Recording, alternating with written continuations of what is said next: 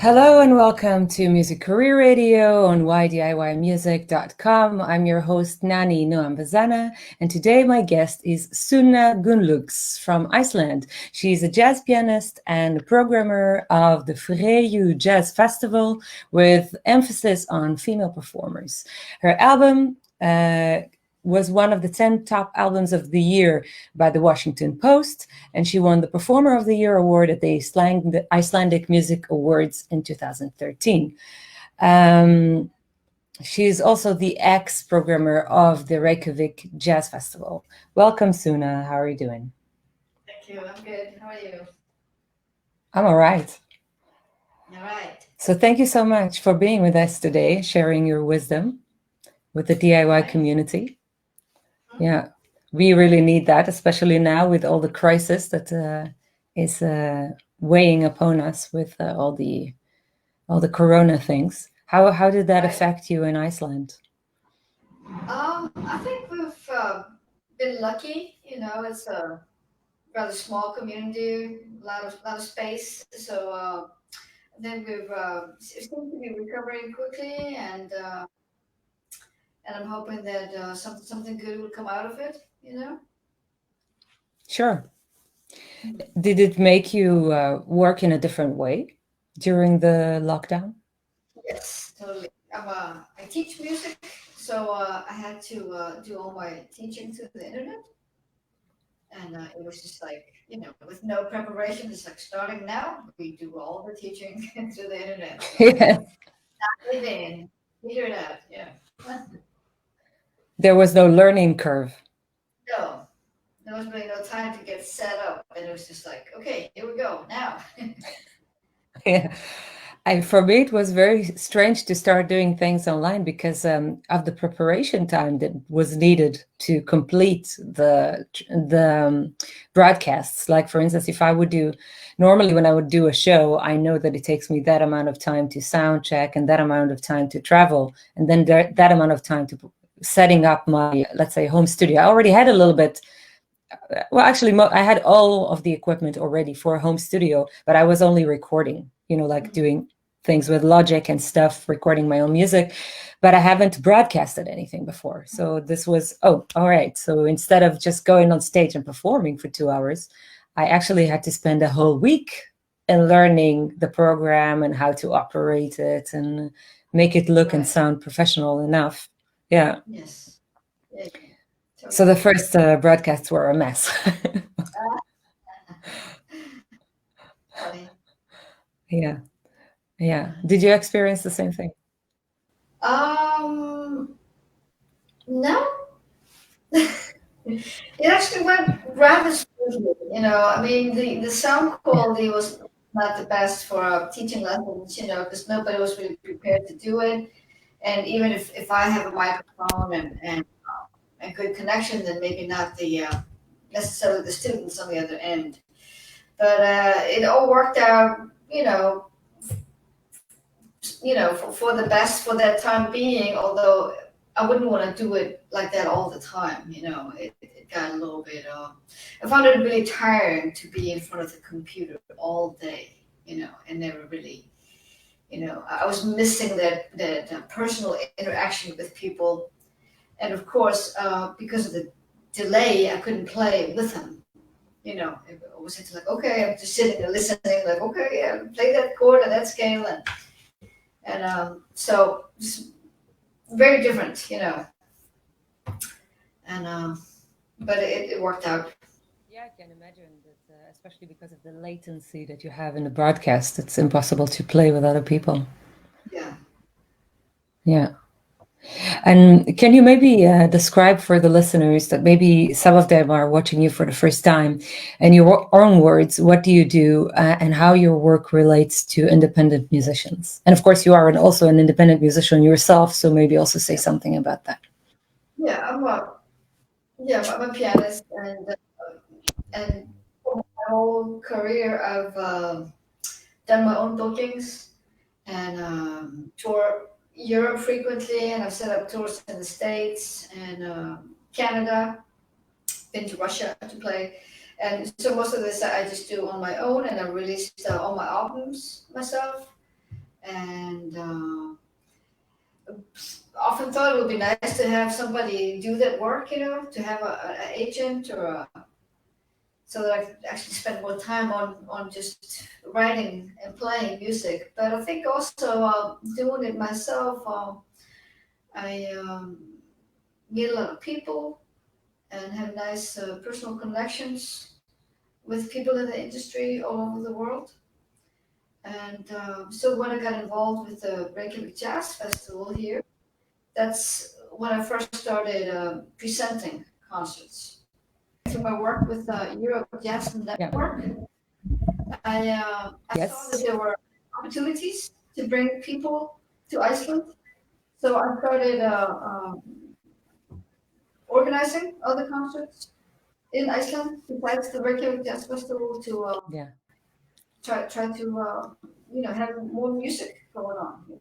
Especially I was really interested in creating more opportunities for women because well, I lived in New York for 12 years, and when I came back to Iceland, I was really shocked to see that I was still the only female instrumentalist in jazz. And I was just like, there have to be other women here that are interested in this field, and like, why aren't they on the scene? So I just wanted to do something about that. Well, so you took matters into your own hand. I think that's very good. It's also very DIY because nobody will do something for you. Yeah. Right.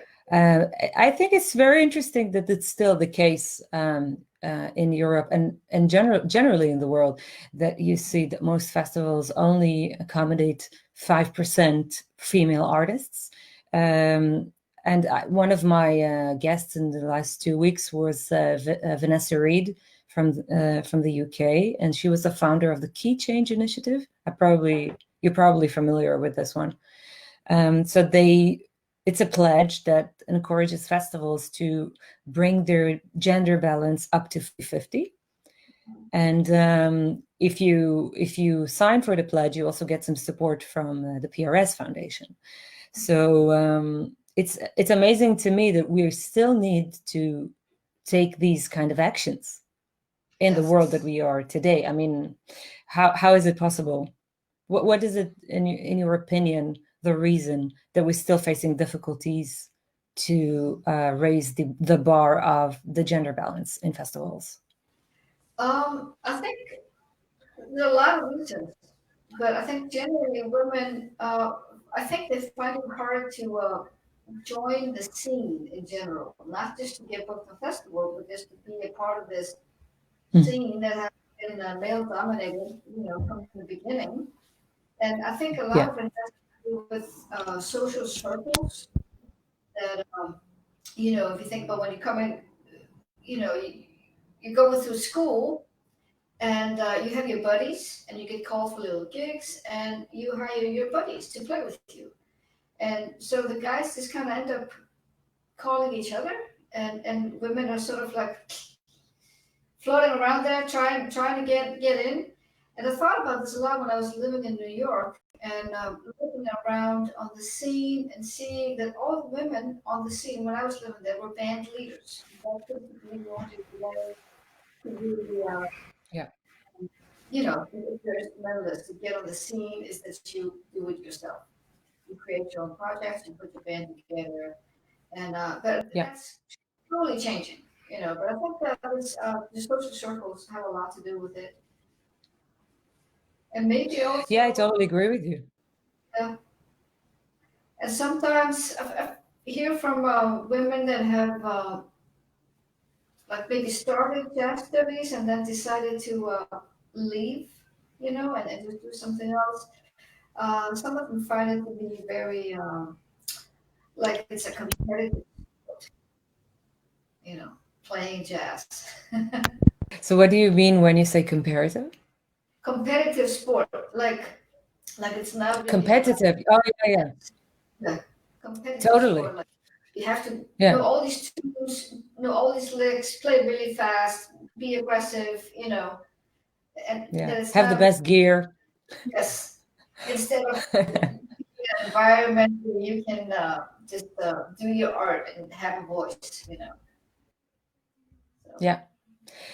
And at least in my experience, I go a lot to trade fairs, and I also believe in personal connections. So I also promote and release my own music by myself. I used to be signed to a label before, but I decided to quit the label because I felt I had more artistic control, and also, of course, I could do more for myself by promoting my own music. But now that I'm hanging out with a lot of festival programmers, I often get requested to give advice about, usually it's about the places I used to live or I live today. So people ask me if I could give 5 top bands from the Netherlands, or 5 top bands from Israel or from Germany, and then when I later on look at the program of these artistic directors, I find out that the entire list that I gave them has been programmed. Oh, So wow. it seems to me, yeah. So it seems to me that people rely on advices from their friends to help them out with, with programming their festival, because I think it's related to the fact that most programmers are either doing it voluntarily or because they are idealists. So they do this usually alongside doing another job. So they feel overwhelmed with, not having enough time to research for new acts. And then they just start asking people, oh, is this a good band? Okay, I trust you, I'll book them. And because their little circle is their little circle of friends that they grew up with, or, the jazz world is a very small world. So they kind of rely on each other's advices, and everybody ends up booking the same bands. And of course, boys will be boys when they hang out together in certain circumstances. We don't hang around with them. So I'm sure this also affects their decision making. Mm-hmm. Yeah, because it's bands of friends of bands of friends, etc. Right. Yeah. And it's And totally normal. Like if I get called to do something like, just somebody needs a duo for something, and I'm gonna bring a bass player. I'm not gonna like really contemplate which bass player to call. I have like 2 guys that I work with a lot, that are good friends. We have coffee together. I will call them, without thinking about it. It's just the people that are closest to me. yeah, it's true. And I guess it's about broadening our minds to the possibility that other people could fit the bill too, and also perhaps raise the percentage of female programmers in key positions within the music industry. Because if you look at the percentage of female decision makers, it only gets up to 15%, of 1/5, and although we are 50% of the population. So I guess that's also a big factor. Yeah. Yeah.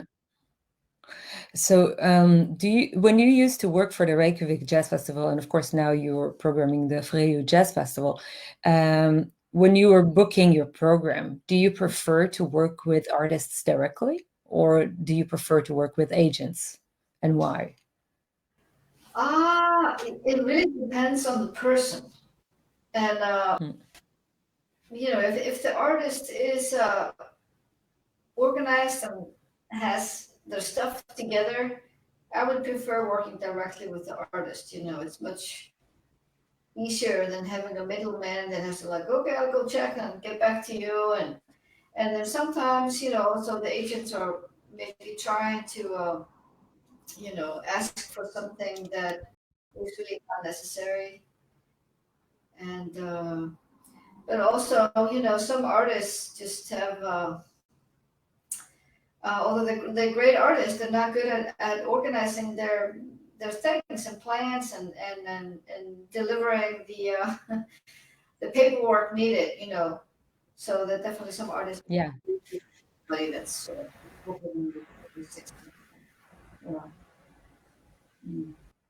Yeah, it's kind of surprising also to see the amount of artists that still don't have a website, for instance. Yeah. Yeah. Or just a photograph. I need a Oh, photo that I can, yes. and it's like, yeah. So Yeah, why don't they Do you teach? know this British? Sorry. Yeah, go ahead.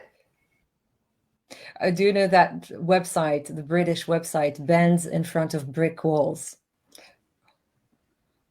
It sounds familiar. It's like there's a bunch of jazz bands photographs, and they're all doing the same thing, and it's not directed. I mean, it's not planned, right? So just everybody takes the same kind of photo, usually, and then they made a collection of all these photos of bands taking their own photographs in the same way in front of a brick wall. Okay. So yeah, Yeah. it's very difficult to stand out in that scene. Yeah. So you were saying? You know, going back to the education of jazz, you know, that I think it's really lacking in preparing people to actually survive, you know. Like you need to know Yeah. do this stuff. You know, you need to learn in school that you should have a, you know, to get a gig, you need to have a photo. You need to have certain things together besides being able to play music. You know? Yeah. Somehow it's not understandable for most musicians. One of the musicians I used to work with, very talented saxophone player, he doesn't have a website, and I asked him, you can build. I also build my own websites with WordPress. I could show you some tricks. You could whip up something really quickly. I could help you out with it, and you could start doing solo concerts, because now you're only playing with other people. But if you want to promote your own solo work, you really need a good website. And he said, well, no, everybody is on Facebook and Instagram nowadays. You don't need a website. I mean, I don't know. For me, maybe it's because I'm old-fashioned, but I think the main thing with other platforms is they could take things down at any moment. So, like for instance, with Facebook, I had a problem. I was playing at the Kennedy Center in November, and I got the permission to cross-post the full concert on my Facebook page. So we tried to cross-post it, and every time we did, after 2 hours, Facebook removed it. And we don't know why. We didn't get any report, so it wasn't like a rights thing, because I was playing my own songs, right? So I wasn't playing any covers, so it wasn't any copyrights that were being infringed.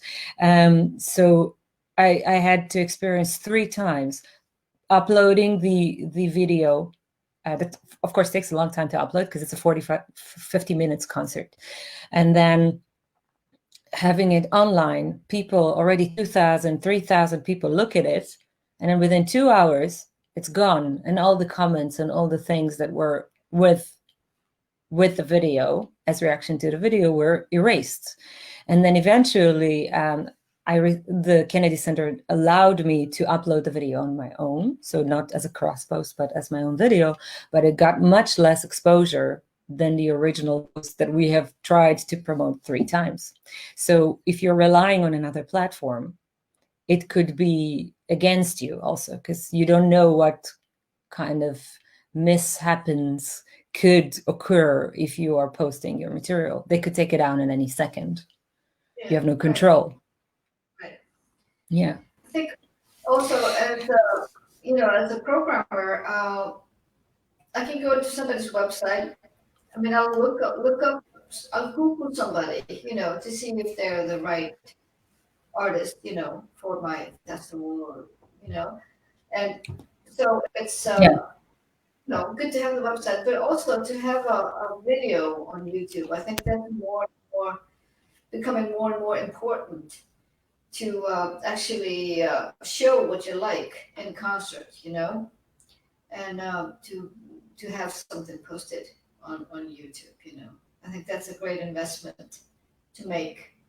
Of course, some programmers are still interested in seeing the band live, and that's also why they go to showcases many times, because they can see a lot of bands in a short time.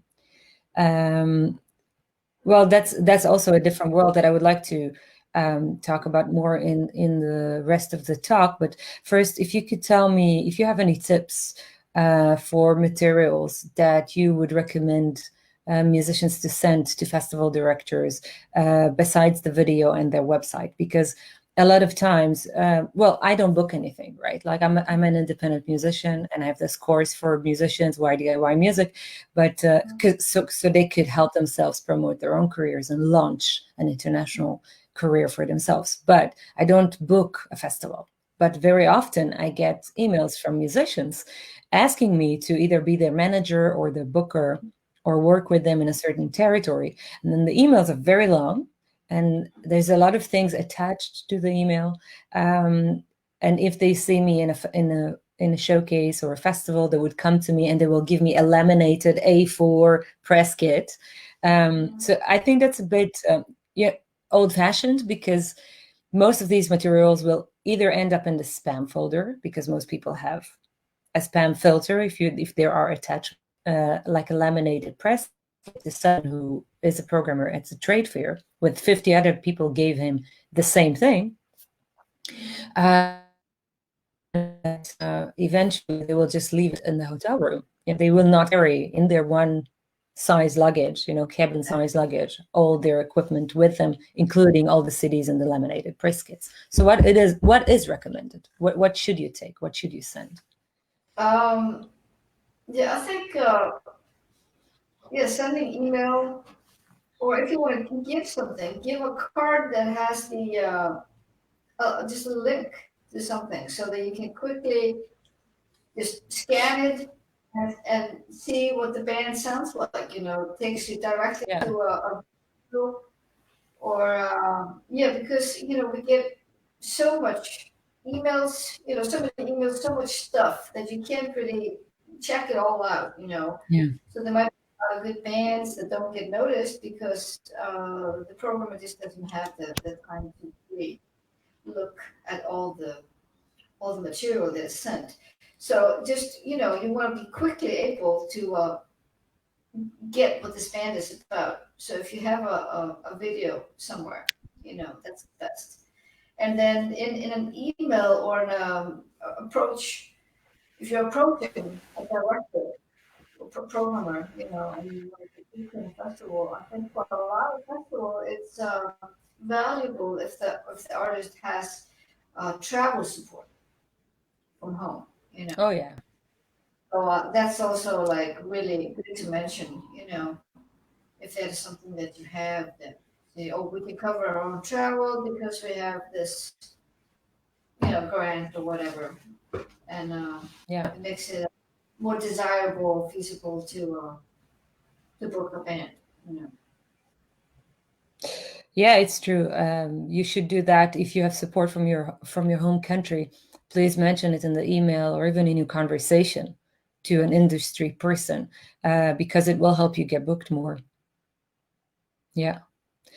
And what is the criteria to be booked for the Freyjujazz Festival? The series, I mean, sorry. It's just there needs to be one woman at least in every concert, every act. So it could be an all-female group, or it could be a group with one female. And that's really the only criteria. So it could be the styles are very different. And but it's a very small series with very limited funding. So that's why I mentioned that if I have an artist coming through from abroad, it's great that if they can cover the travel, or help with it, or it's somehow a part of a tour or something like that. Yeah.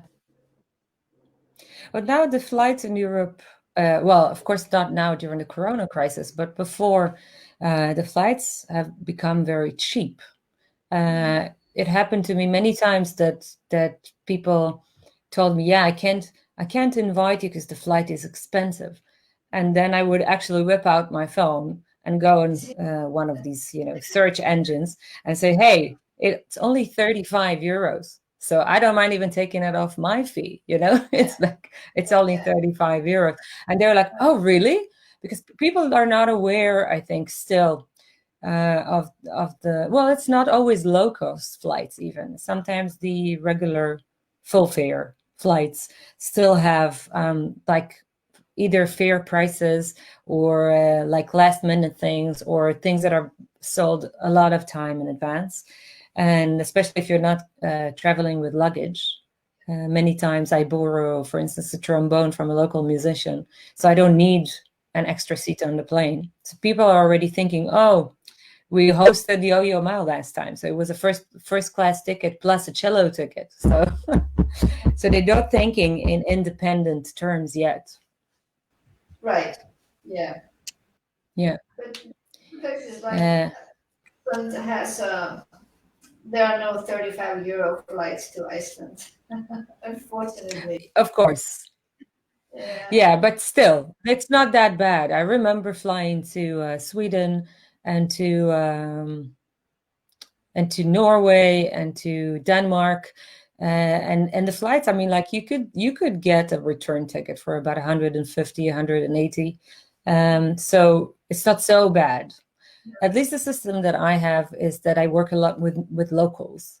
So there's only one flight, so people flying me in as a solo artist, and then I arrive a day earlier and do a rehearsal with a local crew that I recruit through the internet, and then I make it possible to perform with a trio, or otherwise I could also give a solo show.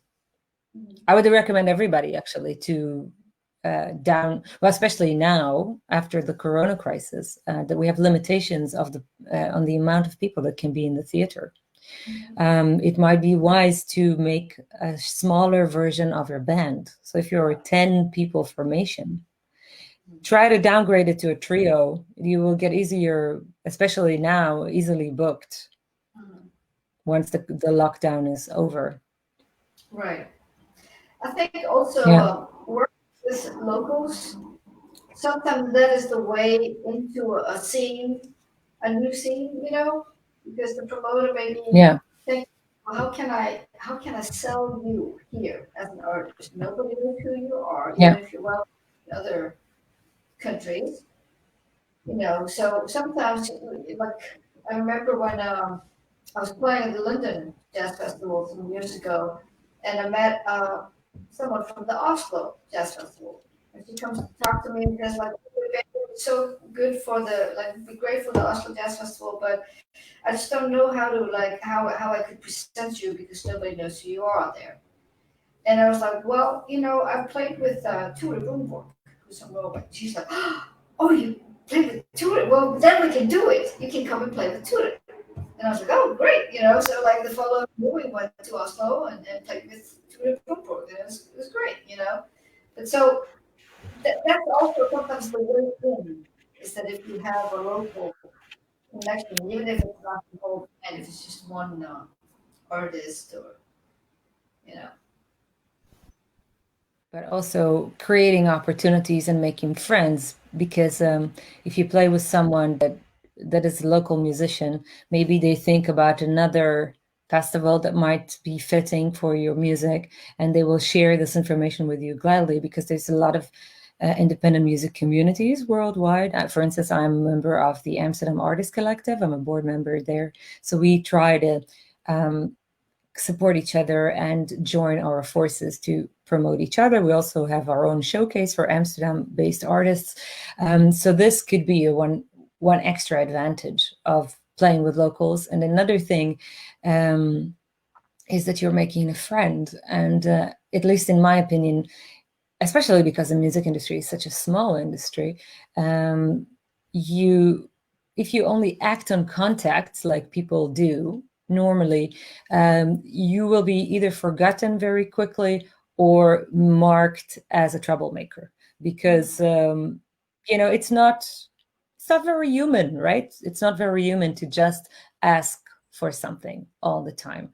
I usually think, what can I offer the person that I'm talking to, instead of how can he help me, And even if I'm trying to book a show in a festival, I would first think about how my music fits their program and strengthen their idea. I listen to them rather than speak about myself. I think it's a big thing, especially when you meet people in showcase events or industry-related events. What do you think? Yeah, totally. Yeah, it should Yeah. also be about collaborations, and we're always working together. It's never a Yeah. one way, you know. So that's a very good point. It's like, what can I offer to them? Yeah, totally. So you go a lot to trade fairs and showcase events, right? Like I think we met for the first time at Jazz Ahead, and then also the EJN conference, European Jazz Network. Um, can you tell me a little bit about your experience in those types of events, and if you have any recommendations for musicians who visit a trade fair for the first time? How should they plan their visit? Mhm. Yeah, I've been going to Jazz Ahead for and the EJN or EJC for Yeah, a few years, and I remember the first time I got to Jazz Ahead, I was just completely overwhelmed. There were just yeah, me too. so many people, and yeah, I just remember like I got in there and my flight was delayed, and so I'm like arriving a little bit late and everything, and I show up and I'm just like, oh my God, like this is huge, and I don't know what to do, and I'm just kind of standing there like feeling stupid, And then somebody comes up to me and recognizes me and says like, hey, we emailed a few years ago. I didn't know Yeah, you, so, you know, I think he was somebody that either was trying to book me or something like that. So, and then like just having that personal connection that somebody comes and says like, hey, it's good to see you. And it's like, okay, yeah, feel a little less stupid now. And so I, start working around, and then I thought, like, well, this is actually really nice because I'm seeing all these people that I've been emailing with, for years, and I've never known their face. And but everybody has a name tag, and I was like, oh, I know you, and this yeah, face-to-face meetings, were nice, and but it's definitely a long haul. It's not like I'm going to go to Jazz Ahead like this year and everything is going to happen. You know, for me, I felt it was okay. I went for the first year and met some people, and then I came the next year, and then I meet them again, and they're like, "Oh yeah, I remember you from last year," and sort of you build your relationships and connections, and gradually it you start to get something. Out of it like a gig or a tour or, but it doesn't happen all at once, at least not for me, But I find these fairs to be important, especially for me. I think being in Iceland now, I feel a little bit isolated, like a lot of people have been in the last yeah, months. And so going to just connect with people, and even just to run into other artists, that I've known yeah, from years ago, and it's like uh, you feel inspired to like, hey, maybe we should do something together because we're running into each other, you know. And yeah, as far as presenting yourself, I think um, I think that's just being you, I think the best thing is to be yourself and try to meet people and connect with them, talk to them, see what they're interested in. Like, oh, you have a festival? Tell me about your festival. Who do you book? Like, don't just like, hey, here's my CD. Book me, oh yeah, and try to build relationships, really, I think that's my advice at the moment. I might have a different one next year, but of different one next year. So you keep on updating yourself. course. Yeah, it's also important to stay kind of relevant. Yeah. um yeah, and let's see, because we already answered a lot of my questions during your answers for the previous questions, which I think is brilliant, by the way. So I didn't have to lead you on. Another thing that I wanted to check with you is what do you know or could explain about the term export ready? What does that mean as an artist to be export ready? Well, I would think that it means that you're ready to go play in other countries, which means that you have some experience playing live, that you have developed some sort of stage presence, that you need to have Yeah. a video on YouTube or somewhere. You need to have good photos so that whoever is going to present you can actually sell you, to the audience that has never Yeah. been to you. And yeah, I guess I think that sums it up. What do you think? Am I missing something? No, I think it's perfect.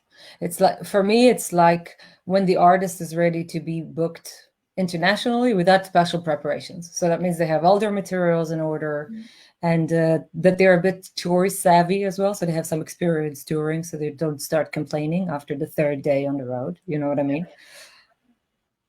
Yeah. Like, at least for me, the advice I give to artists is that they have to be export ready, but they also have to be human ready, because when you spend a lot of time in small spaces with your band members or the people you work with, even if you have a booker or an agent or something like that, they might also be your tour manager. And there will be some difficult situations on the road. You might get stuck at airports, your car will get towed, you will be stuck in traffic, the air conditioning will break, everything can happen. Yes. Shows can get canceled, people don't pay. There's a lot of things that can happen. And you don't really want to face these situations with people who are not your friends.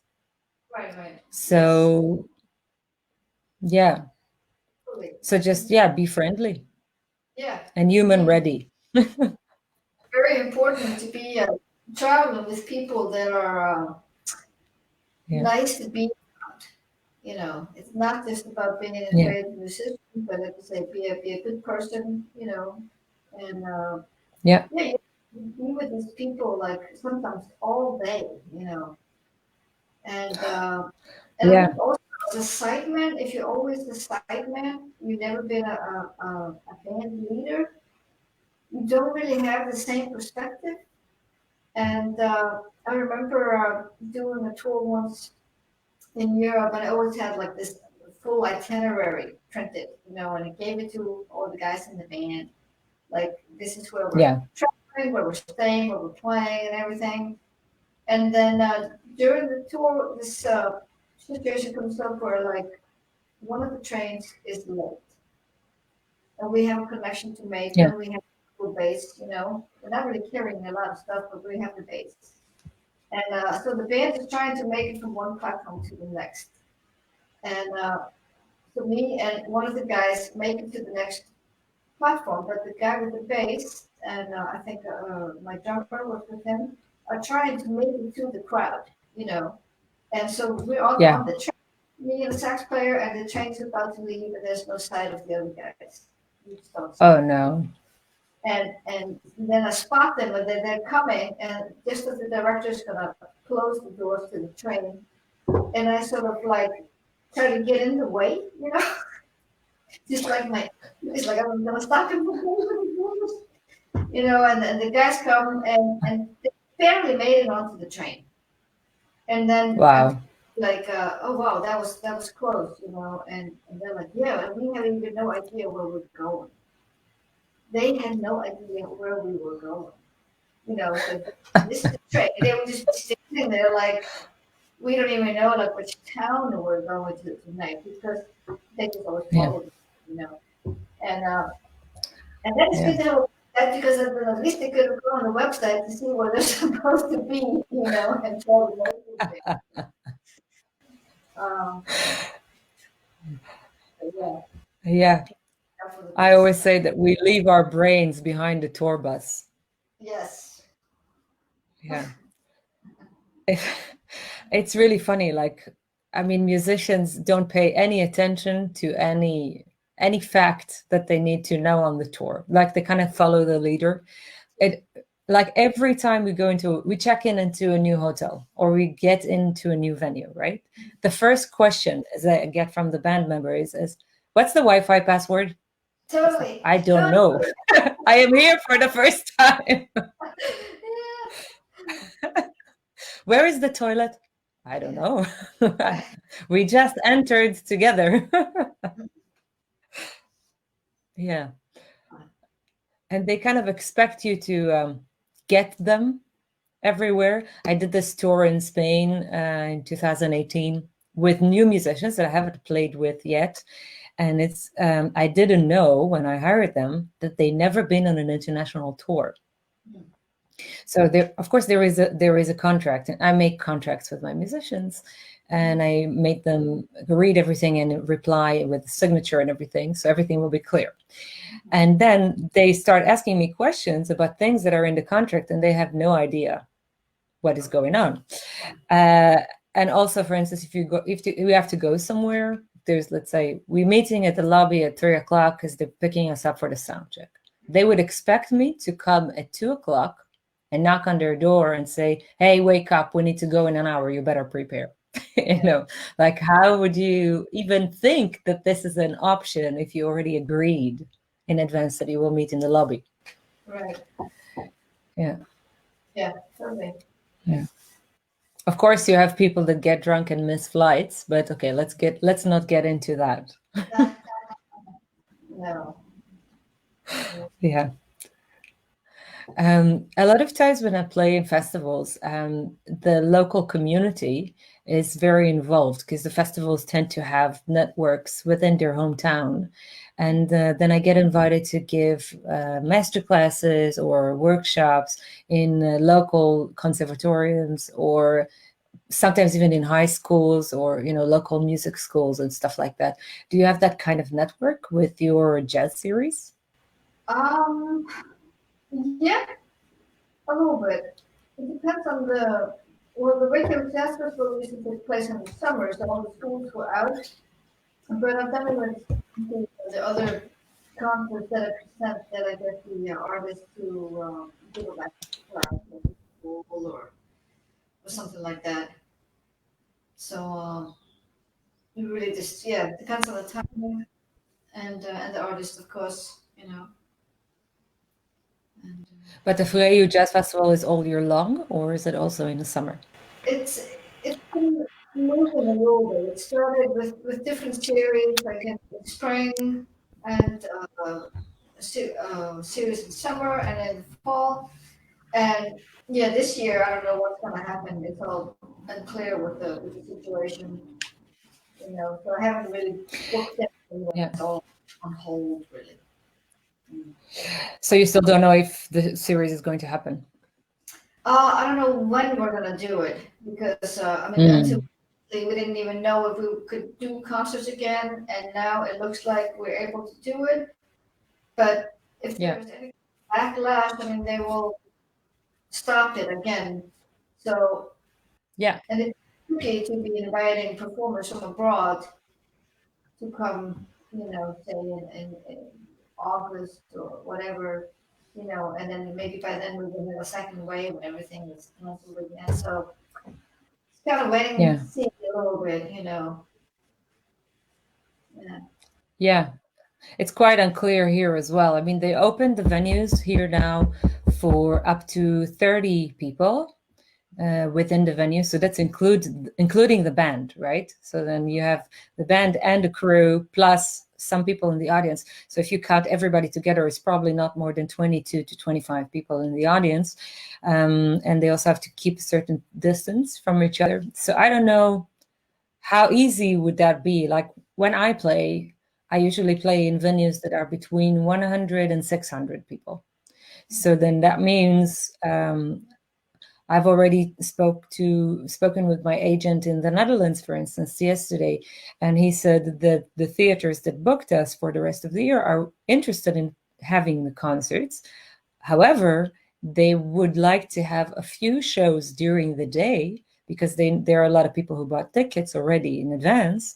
So they want to divide. Let's say we have a hall of 200 or 300 people. So they want to come in the same day or even 2 days in a row, and then do a morning show, afternoon show, and an evening show. And then the next day, a morning show, an afternoon show, and an evening show. But get this, you're working for 2 days doing 6 shows for the same price that you were supposed to receive for your one concert.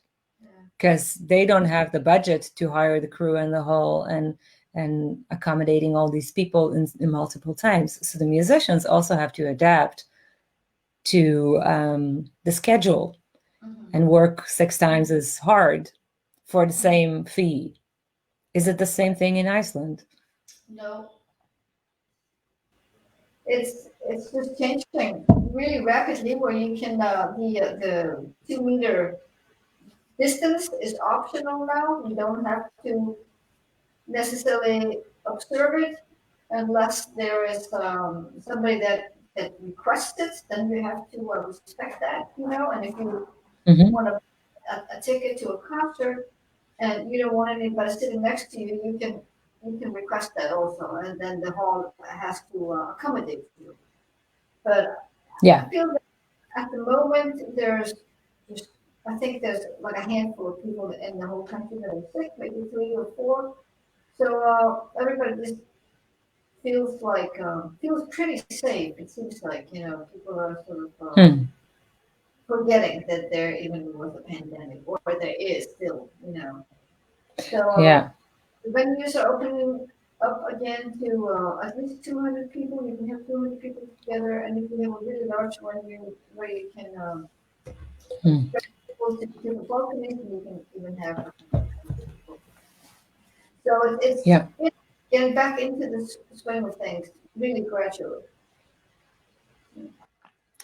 Yeah, I mean, I guess it is lucky because I understand that Iceland didn't have a lot of cases of corona to start with. But I think it's also related to the fact that you're widespread, right? So there's a lot of land and less people. So there is a natural distance anyway. Yeah, there is. Yeah. But so every person has a bigger space. They spotted the first case really early, like came back with people that went skiing in Austria and Italy. Yeah. And then immediately just acted on it. And everybody that came from countries was just asked to be in quarantine, or with the spread. Yeah. It seemed like it worked. Yeah, lucky. I mean, if you take action early enough, I guess you at least prevent it or at least attempt to prevent it. I mean, here they didn't take action until a very late stage, I think. But also now it seems that the lockdown, there has never been a real lockdown. So it's not that they asked people to stay home. I mean, they did say go only if you need to, but it was not mandatory by law. So if you took a walk or went exercising or went to the park, nobody would stop you. And then now you are already allowed to meet in groups of 30 people. Of course, the advice is while keeping the distance. But yesterday I was walking in the park and I saw groups of people really tight together. And also, if you're walking on the trail, let's say on the fast track when people are running and walking, still there, people don't take the space between each other. So even if you are walking outside and you think you are doing what is needed to be done, still people don't let you have your own space in that sense. So I don't know. I hope we don't get a second wave, because if we do get a second wave, probably the music industry will collapse. So yeah.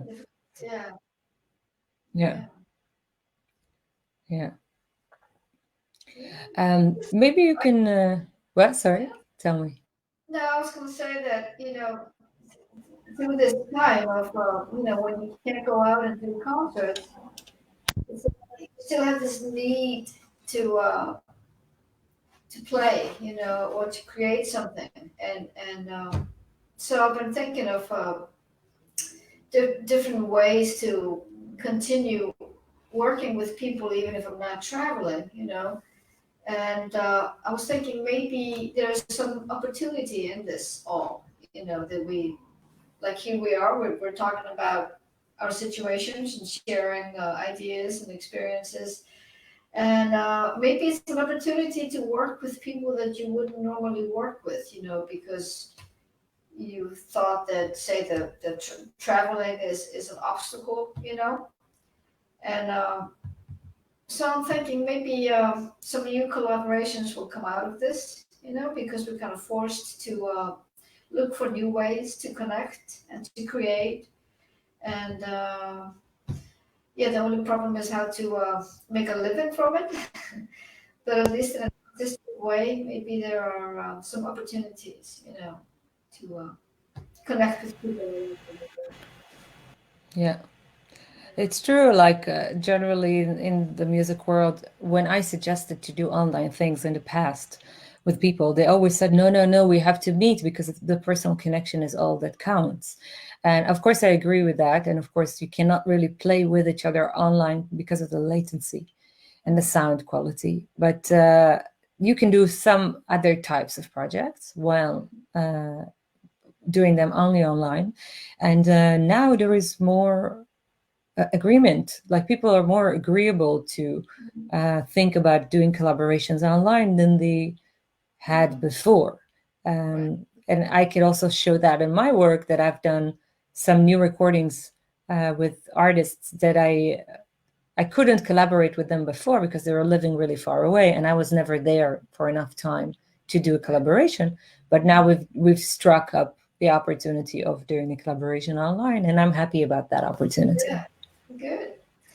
And once you have collaboration going, I mean, who knows? Maybe that will eventually lead to the opportunity to do something in person, to do an actual live thing, So, Yeah. trying to see. Yeah, you never know. And if the world will evolve back to what it was, then we might have the opportunity to do something again in person in the future. Right. Yeah, I also took the opportunity of the corona to focus more on my online engagement, because before I was only focusing on getting gigs, which is for me my favorite part of my work. So of course it makes sense that I would focus on that. But now, for instance, since the corona pandemic started, I have close to 1,000 new followers on my social media and another 1,000 subscribers on my newsletter. So it's a lot. So 2,000 new people are engaging with my music, and I haven't taken any PR agent or something to do it. I've just done it by myself, by going live and sending out newsletter in a higher frequency. So I sent more newsletters than I used to do before, and offered people things that are engaging online. So not only a rhetoric speech of me going live, but also a conversation. I started a subscribers group, for instance. So now I also have people that subscribe to my music and get content on a monthly basis, and also support me on a monthly basis. So it's a big difference than the way I saw my online presence before. Yeah. Wow. That's great. You're doing great. Awesome. Thanks. Yeah. My dog, she wants attention. Well, yeah, I would have liked attention too.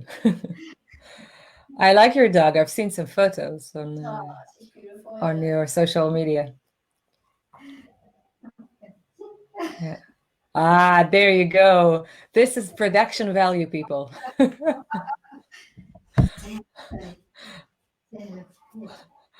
Hello, sweetheart. What's her name? Penny. Perry? Penny. Like Penny. Penny. Penny Lane. Yeah, Penny Lane. Yeah. You call her Penny Love. Oh, I think she loves that. Oh, yeah. it's a good time to take a pet during the crisis. Yeah, then you have a good Yeah. just go out for a walk, you know. Yeah, Exercise. you have an excuse to go out Yes. for a walk, Yeah. and you're not lonely because the animal will always be there. Yes. Yeah. Yeah, yeah, You know what I did that I haven't done in a long time during this pandemic? I did a sale on Bandcamp where I sent out yeah. an email. It was my birthday, and I couldn't have a party or anything, and so I sent out this email to my like my newsletter. You know, I posted on Yeah. media, and I just had all my music. You could download it for basically just pay what you want. You know, I just Okay. lowered, like took off all the prices, except if you were ordering a physical product. And, you know, Yeah. and I was actually really surprised how many people jumped on it. You know, it was available for a few days, and I really, because you know nobody is buying music, or always say nobody buys any music anymore. You know, but it Mm. actually was really good. You know, I think a lot of people took the opportunity to sort of um, check it out. You know, because they didn't have to pay full price. Yeah. See that somebody came in and ordered, like bought one album maybe for $1 or something, and then they came back the next day and they bought another one and then they paid more. And so even if I wasn't Wow. getting asking price for each product, I did get a lot of people checking out the music. So in the end, it really, I thought it was really successful, you know, and Nice. got nice comments from people, and so yeah, that was something good to do, I think. Great. Yeah. Did you do any live streams as well? No, I thought about it, and I really wanted to just do a streaming festival. You know, because I was Yeah. thinking the pandemic would last longer actually, and but I was actually quite busy because my kids were home from school, so the house here was Yeah. just like they're studying like through the internet, and I'm teaching through the internet, and my husband teaches drums through the Yeah. internet also. So I didn't get around to it, but you know, So you had a lot of noise in the house every day. full action, you know, and then the dog and but I'm still thinking about Ju- it, you know. I might do it. yeah, just when you think it cannot get worse, then the dog comes in. Yeah. Yeah. And what do you think are the most common mistakes that musicians make when they are approaching industry people or programmers? Hmm.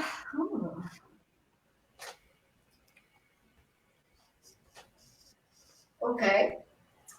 Well, maybe not the most common Yeah. mistakes, but I think one that's really deadly is when you write a follow-up email and you're pissed off that you haven't got the answer. Oh yeah. That's a sure way to just get like crossed out and blocked, you know. So Yeah. I hope, you know, fortunately, I don't think it's very common anymore, but there's definitely people that get very angry that Yeah. see, you know, and you know, it may have anything to do with, you know, your music or anything like that. It's just like right now is not the moment, you know, or can't help you out, you know. But Yeah. you know, so that's the worst thing to do. Yeah. And maybe Yeah, I totally agree.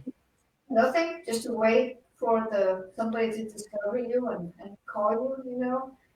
I don't think that's working too well either, you know. I think you kind of Yeah. have to seek the opportunities and be visible or be out there and try to be positive. And, you know. Yeah, I mean, like go to the places that these people hang out and meet with them. Just have a drink with them. You might make a friend. Yeah. And I think a lot of times people talk, So like I had a call in December from a guy I met at Visa for Music in Morocco, and we only had like 10 minutes conversation there. And of course, every day when I came into the venue, we said hello and things, but we never had a sales pitch, and we never had an elevator pitch, and we never had a serious conversation about working together or anything like that. We just hung out. And in December, he called me and he said, well, I'm organizing a festival of women's voices in the Canary Islands, and I'd like to invite you. And then I asked him, well, how did you think about inviting me? Because I mean, like we didn't even hang out for a long time. And I said, well, a mutual friend of ours, another programmer from Spain, we had a couple of drinks together when she was visiting the Canary Islands, and she recommended you. And I remembered that we met in Visa for Music, and then I thought I checked out your music, and then I thought, oh, that's a good fit for my festival. So people talk, Right. and it's better that somebody will say nice things about you than bad things. Yeah. Yeah. Wow, this is awesome, Sunna. Thank you so much for being here today. I really like this conversation. I'd like to see if we have some questions from the audience. And also, of course, if you want to say something for yourself, if you want to ask me something, please be free. Feel free to do so.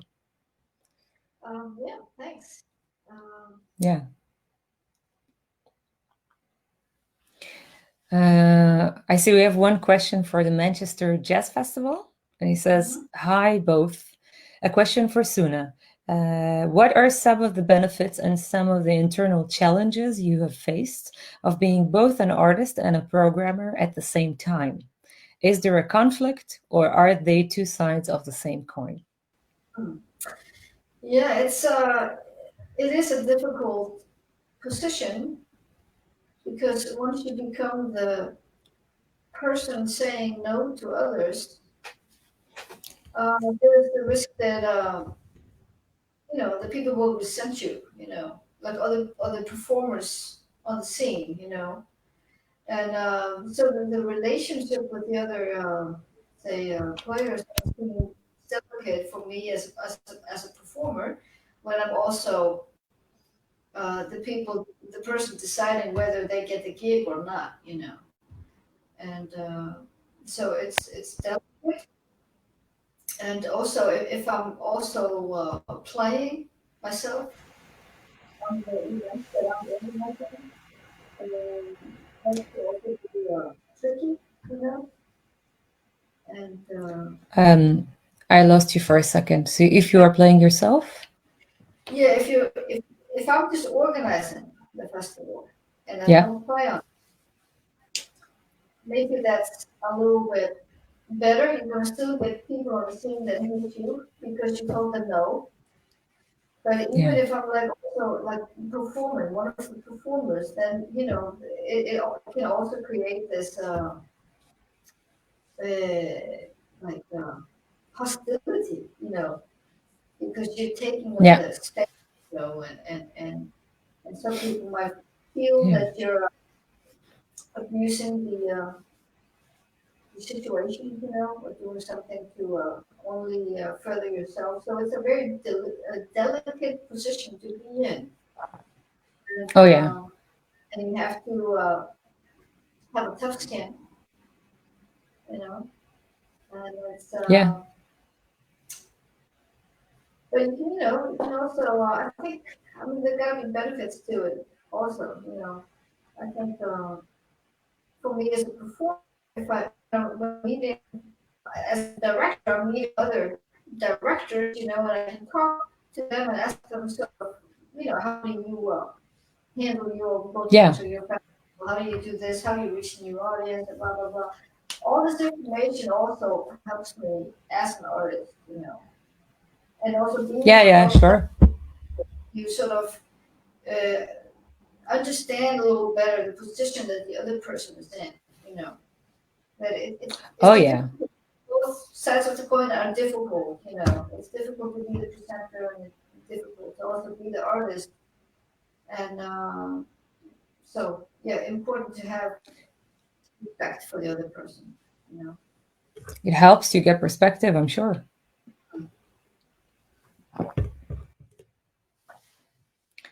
Cool. So now I have, actually, for me, it's the fun part of the interview because it's a questionnaire that I took from the 60s French talk show by Bernard Pivot. And it's a series of 10 questions that you're supposed to reply to them with the first thing that comes to your mind. Okay. So it's just a fun banter thing, right? So this shouldn't be too serious. So, Okay. sorry, No can you say filter. again? So, Exactly. filters, just okay. Exactly. So are you ready? Yes. Good. What is your favorite word? Espresso. Really? Oh, that's a good word. Yeah. Do you also like drinking it? Yes, but not too many in one day, you know. Yeah. Do you drink it every day? Yeah, 2 a day. That's my dosage. 2 a day. Cool. I make 1 a day, but usually it's like a long one. So I guess it's not the real espresso. The Italians would tell me that it's not okay. Yeah. Yeah. What is your least favorite word? Hate. Yeah. I totally get that, especially with the craziness in the world today. It's like last week I was really feeling like we cannot get any lower, Yeah. if you know what I mean. Yeah. Yeah. Discrimination is a horrible word. It's for me, I think that's probably my least favorite word. Yeah. Totally. Yeah. Yeah. What turns you on creatively, spiritually, or emotionally? That's heavy. Uh, But it's also fun. okay. Well, creatively, emotionally, Yeah. spiritually, um, happiness. Yeah. Yeah. Yeah. Happiness is awesome. Yeah. I think if I'm not feeling good, then it's difficult to be creative.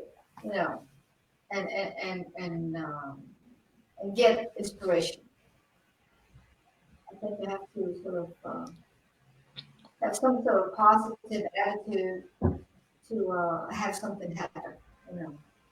Yeah. A lot of people say that artists need to suffer. So you, of course, disagree with that. Well, I think if you suffer, maybe you have a better perspective and appreciative and thankful when things you're not suffering. But Yeah. if you suffer, because that you're feeling depressed, I mean, that's not my best. Those are not my best Yeah. moments. Yeah. For me, I mean, I guess when I was in high school, I thought the same, that artists need to suffer and have like meaningful experiences in order to write. But I evolved and I grew out of this, luckily. So now I need to be happy. Yes. Yeah. Yeah. So I need to be like in a good place and I need to have a good instrument to compose on. Like I hate composing on a bad piano, for instance. Yeah. Yeah. Relate. Yeah. Yeah. I have one of your CDs, by the way, that I really like. I play it sometimes. Thank you. Yeah. Yeah. Yeah, you told me. In the evening hours. Ooh, Yes. nice. Yeah. And yeah, awesome. By the way, you have a really nice comment here from Asaf Lukowitz. He's saying that espresso is your favorite word. Really? That's beautiful. And the best answer I have ever heard to this question. It made me smile. Great. Yeah, I mean, Yes. we have a really good Italian espresso machine here, and Yeah. we bought it in Amsterdam, and Oh, cool. Where? so, what's that? Dukelman. It's like a huge store with all kinds of. They have a lot of machines in there. I think they have 2 locations, Ooh, that's cool. and I don't I know went. it. I will look it up. That's where you should get your espresso. It was really funny because my husband picked it out online, and then I went to Amsterdam and I was playing with my friend Martin Ornstein, and I would bring the espresso machine home because it didn't seem to be all that big. I would just carry it, you know. And then of course in the packaging and everything, it's enormous in the box. And I had to take a train Yeah. to Brooklyn, and so I figured, I can't possibly be carrying this box on the train. And so I left it, and I left it at the venue, Splendor, and I picked it up Yeah. later, like 2 months later, and picked up the espresso Wow. machine. But it was so funny when I walked into the store, and I'm saying like, I want this espresso machine. I just walked in and asked for that particular kind, and the guy's like looking at me like, okay, but this machine handles like a sports car. I'm like, yeah, fine. Okay, it's very delicate. Yeah, that's fine. I'm taking it. And he just sort of continues like, yeah, you have to be very delicate with it. Okay. I will be. It's like he didn't believe that I was actually like someone to be trusted with this machine. But yeah, we finally brought it home, and we have great expense life. Life is good. Icelandic women are not to be trusted with espresso machines. No, totally not. So what turns you off? What turns me off? Mean people, and discrimination. Mean people. Yeah, mean people. Yeah, I don't know how we still have this, pardon my French, how we have this shit going on still. It's Oh, I had I had talks yesterday with 2 friends who live in New York and one friend that lives in San Francisco. They have a curfew every day, so they're not allowed to leave the house after 8 o'clock in the evening because of the looting and the craziness that is happening on the streets. So, yeah, what do you do? yeah, I mean, you would hope that a situation like the coronavirus would bring people together. But Yeah, it's, I mean, I think this was really unimaginable, and it's a crazy situation happening right now. yeah. But I also heard that there was a lot of domestic violence because of the quarantine, because people were staying home and they got on each other's nerves.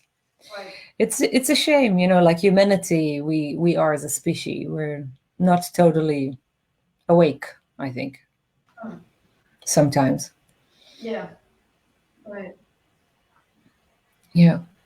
Yeah, we need Yeah. to be kind to each other. Yeah. We have really funny comments coming in. I really love this. So yeah, Steve is asking if Penny played jazz, what instrument would she play? She loves the piano. She wants to connect to it, like with her body, really like when anybody is playing it. So piano. I don't think she would play trombone. Sorry. Yeah. I would love to see her try. So please send me a video next time that that happens. Teacher, like where you teach her where to close the door when she goes out. So she's a good Yeah, learner. I'm pretty sure I can teach her some hip bebop soon. nice. One of my favorite questions: what is your favorite curse word? Anschluss. Ooh, I want to hear that again. What? Anschluss. School dance? You're close. Yeah? Skodas. Skodas. All right. What does that mean? It basically means the devils, you know. The devils. Yeah. You gotta write it for me. Okay. Spell it out so I could say that too. Yeah. Is it in Icelandic? Yes, of course. Nice. Awesome. What sound or noise do you love? My children's laughter. That's what I love. Nice. Nice. What sound or noise do you hate? Screams. Yeah, the children scream sometimes too. So two sides of the same coin. Totally. Although I must say that sometimes when they scream of happiness, it sounds the same, like just screaming. Yeah. My best friend has a child, and I love him dearly, and I love her dearly as well. But sometimes he makes a lot of noise, you know. Yeah. Yep. Yeah. So I think that the biggest barrier for me in ever becoming a mother would be noise. I would have to wear or transplant earplugs Yeah. into my ears. I did a lot of calming music when my kids were really young. That's just what I needed to sort of balance. Right. And that helped? Yeah. Good. Yeah. I will try to play it for him. Yeah. Well, I think it mainly. So what type of music? What type of music did I play? Yeah. I listen a lot to both trio and some Bill Evans. You know, just not aggressive music. You know, at that time it was really just to help me calm my nerves. And I had this album with Joni Mitchell, both sides now, arranged by Vince Mendoza. Whew, yeah, it's great. Like she's not a singer, she's like a flute. Yeah, everything is so smooth. I love her singing. Yeah, it's great. I got to see her in New York once. You saw her live? Yeah. Wow. Oh, I would have liked to see that. Yeah, that's great. Yeah. I missed both my greatest loves. So that's Joni Mitchell and Nina Simone. I never got to see them live. Yeah. Yeah. What profession other than your own would you like to attempt? Well, I have attempted other professions. I have a degree in design. Which ones? Design. Ah, awesome. Yeah. So I like interior design? Graphic design. I did graphic design. Graphic design. Yeah. I studied at Pratt University in New York, and I got my master's in communication design. And so I did cool. a while. And I think if I would go back to school now, say if I was like 19 and figuring out what I wanted to do, I would be really interested in doing some sort of sustainable design or environmental design, you know. I find that fascinating. So, yeah, it has to be something creative, and I could never stand to do something that is like the same again. Yeah. Cool. I didn't know you did graphic design. So like when you see the graphics of your series, for instance, did you design that? And the festival as well? Very cool. Thank you. So you have many talents. I like that. Thank It's you. like having, this what is it called? This Indian god with all the hands. Oh yeah. Yeah, Right. I like that a lot. Yeah. A centipede of talents. That's right. Yeah. So we have some. It's really amazing. Like, 'cause usually with the Q&A, people send their questions at the beginning, and then I read them at the end. But we have still questions coming. So if you don't mind to ask a few more. Sure. Yeah. So there's a question here. I've never seen you get agitated before about anything. What keeps you so calm, cool, and collected? Well, this person just has me enough. Wow. Yeah, that's my husband. I I've definitely been agitated. I think I'm a rather reserved person. So I try to just keep up with things and then I'll explode later when nobody's watching. So you're one of these people that dance to their own tune, like with the headphones and the MP3s. Yeah, definitely. Like, like these type of parties that you bring your own music. Oh no. I like that. I dance. I think I dance to my own tune. I mean, like, I like dancing to other people's tunes as well, but I kind of, yeah. I like to be independent, and I like to, let things unfold in a personal way. Yeah. Okay, we have another question from Susanna. I would like to ask Suna how this quarantine period is affecting to her music, creativity. Some of us have been stuck, some writing new music, some taking time for doing other things. Well, I think like we spoke about a little bit earlier, I had to really quickly learn how to work some programs on the internet.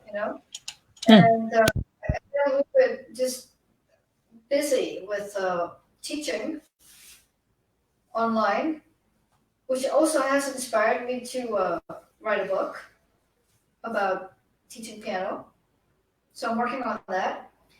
And I didn't feel like I really had a lot of time to write new music because I got quite busy with the family.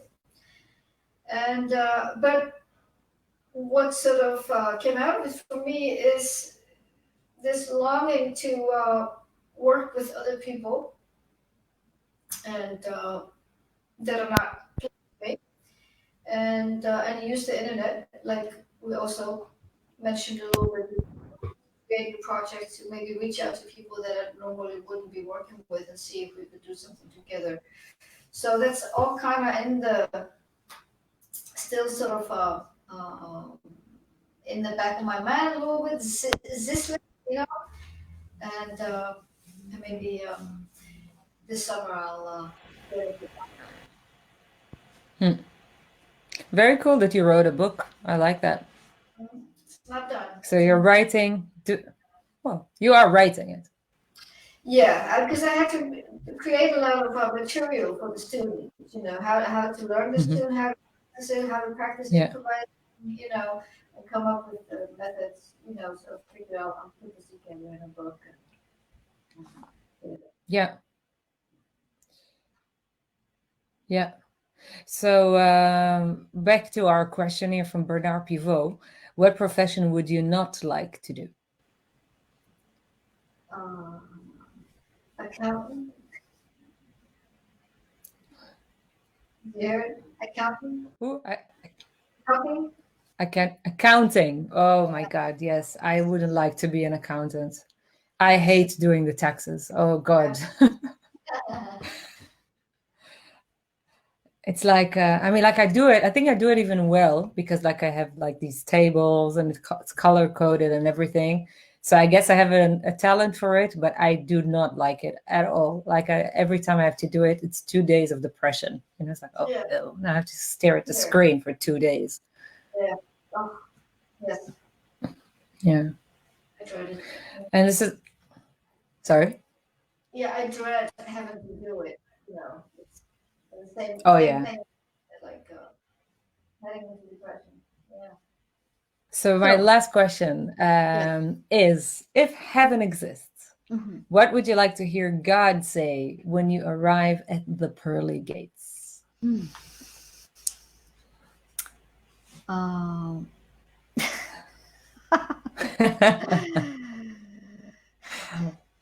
What would I like God to say? Oh my God. Okay. Yeah.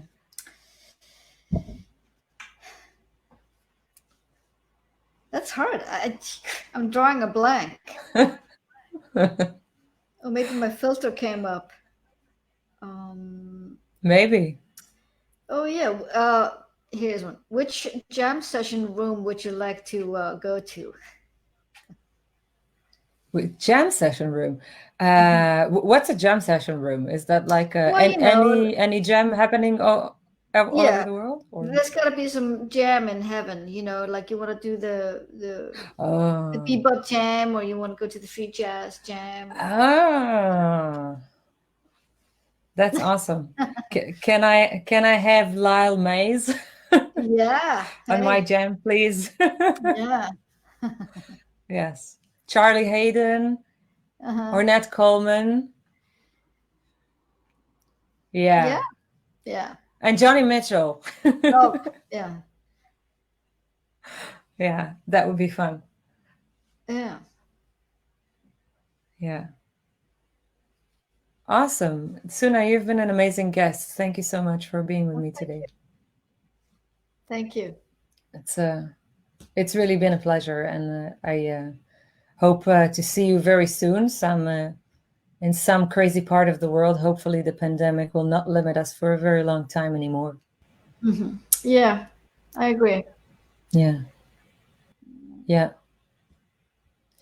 So thank you everyone for being with us today, and please join me next week on Why DIY Music, when I'll be interviewing Weyer Balázs from Hangvito from Hungary, which is the company that will be hosting WOMEX in Budapest in October. Thank you very much for being with us today. In the meantime, good luck, keep calm, and DIY.